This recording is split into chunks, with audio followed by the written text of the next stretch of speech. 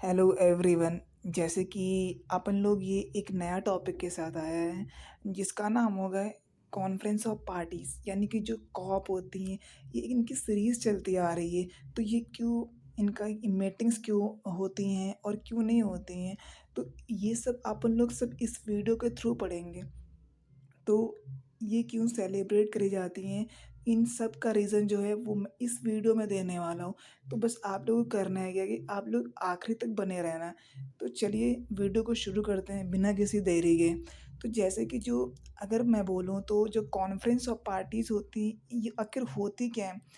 तो जो कॉप होती हैं, यानी कि जो कॉन्फ्रेंस ऑफ पार्टीज़ होती हैं, ये एक तरह का यूएनएफ डबल ट्रिपल सी, ये इसी का पार्ट होती हैं। एक तरह का जो कि इनका जो मेन ऑब्जेक्टिव होता है कि टैकल करना है ग्लोबल जो क्लाइमेट है, कि जो चैलेंजेस आ रहे हैं, यानी कि जो क्लाइमेट इंक्रीज़ हो रहा है, यानी कि जो कार्बन डाइऑक्साइड है वो इंक्रीज़ होते जा रही है, जो बाहर एनवायरनमेंट जो है वो बहुत ही ख़राब होता जा रहा है। तो उसी को, यानी ग्लोबली में कैसे इसको चेंजेस, जो क्लाइमेट है चेंज हो रहा है उसको कैसे चेंज करना है।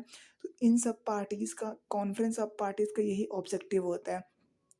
तो जैसे कि अगर मैं बात करूँ तो जो कॉन्फ्रेंस ऑफ पार्टीज़ है, तो ये इसकी पहली मीटिंग कहाँ हुई थी? पहली मीटिंग जो हुई थी, वो हुई थी कहाँ पे? कॉप 1 जिसको बोलते हैं, वो हुई थी बर्लिन।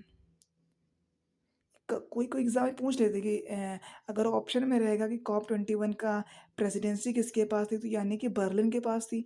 जैसे कि अभी एट प्रेज़ेंट वाली जो है, उसकी प्रेसिडेंसी किसके पास है, यानी उसकी जो अध्यक्षता है वो किसने किया था? तो उसकी जो अध्यक्षता है कॉप 29 की, उसने उसने किया था बाकू, अज़रबैजान। यानी कि जो अज़रबैजान की कैपिटल ही है, राजधानी है जो कि बाकू है। तो उसने इसको टैकल किया, यानी कि पूरा प्रेसिडेंसी संभाला है।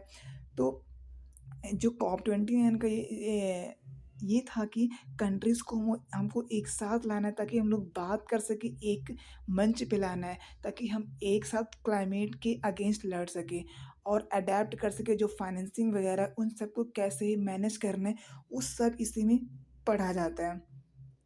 तो जो इंडिया के जो कुछ कमिटमेंट, ये कल नहीं, ये बहुत ही पहले से हुए थे। तो जैसे कि नेट ज़ीरो टारगेट करना है हमको, कि ये 2070 तक हमको नेट ज़ीरो एमिशन करना है। और जो रिन्यूएबल एनर्जी होती है, इसका जो टारगेट होता है कि 500 गीगावाट हमें लाना है 2023 30 तक। और नेशनली डिटरमाइंड कंट्रीब्यूशन लाना है।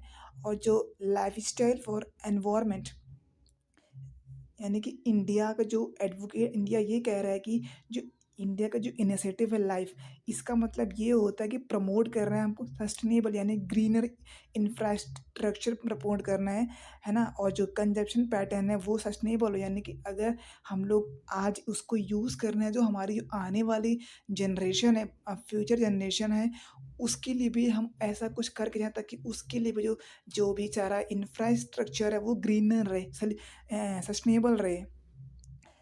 एन और जैसे कि अब ये जो कॉप 29 ये क्या है? यानी कि जो कॉप 29 का ये था कि वही primary governing body of the UNF triple C की बॉडी, एक तरह की उसी की बॉडी है, किसकी? यूएनएफ ट्रिपल सी की।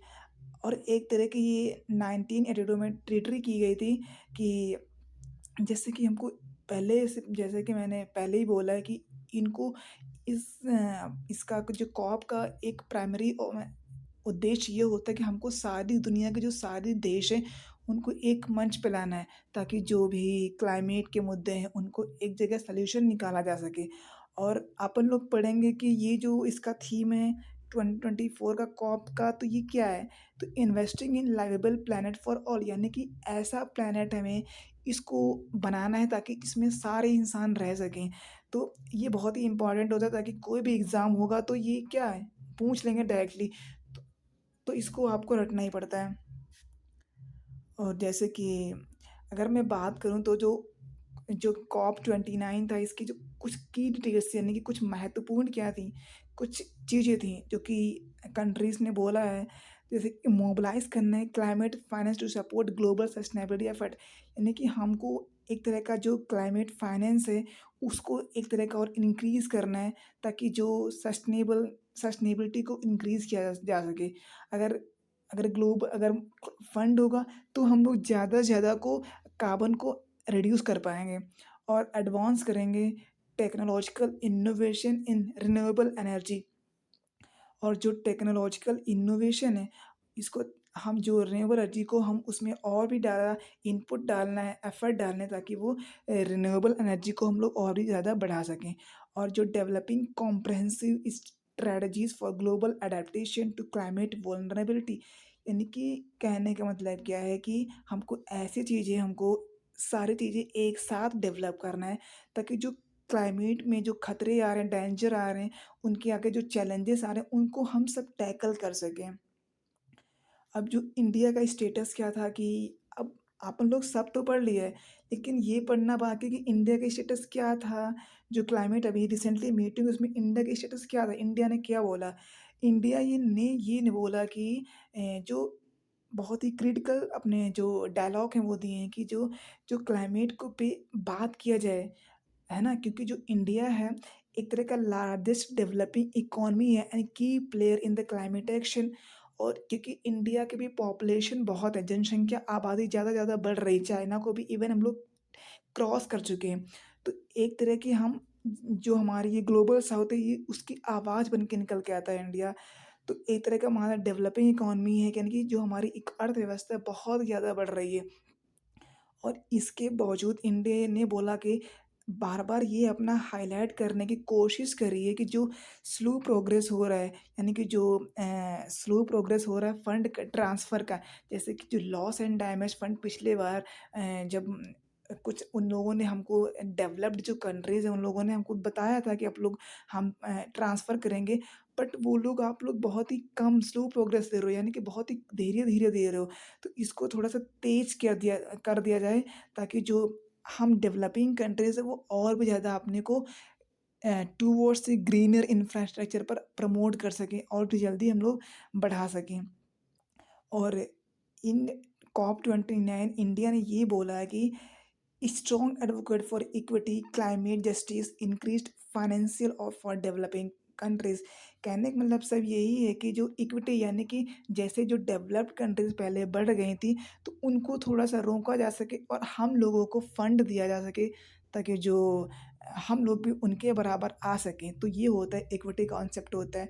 और जो न्या क्लाइमेट है उसके हमको न्याय दि मिले।